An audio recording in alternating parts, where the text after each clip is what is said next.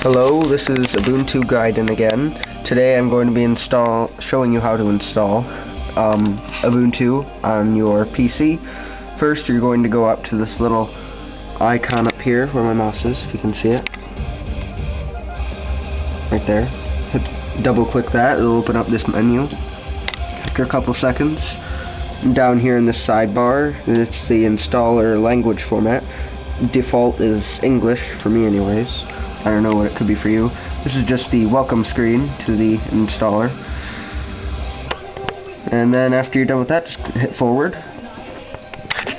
Next, it'll bring up this screen where you can select where you live, your time zone.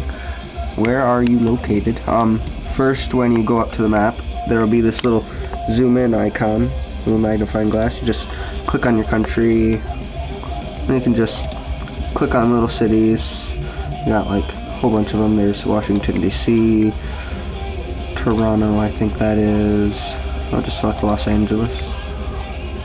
And then the cities are also displayed right here too. Lima, Peru. Displays the time zone, the selected region, like what country, right over here. Then here's the current time of that place. It's noon in Los Angeles right now. And then after you're done with that, you just hit forward. You wait for that to load. Here's the keyboard layout. There are a whole bunch of different keyboards. There's like Latin American, Korea, Italy, Japan, Israel, Ireland, Iraq, whole bunch of countries. It's a huge list.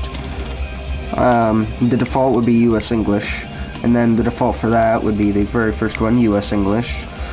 There's a whole bunch of little tiny sub keyboard things, I guess you could call them. And then down here in this little box, you can type into this box to test your new keyboard layout. So I just like typing random words like ASDF, just all the home keys. After I know that it's right, I'll just move on, hit forward.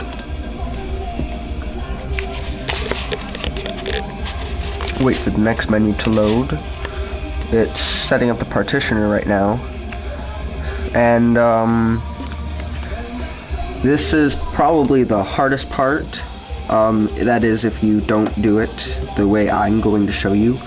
The first one is a guided partitioner. You use the entire disk, which really isn't a partitioner at all. You're just using the entire disk. You're wiping everything off your hard drive.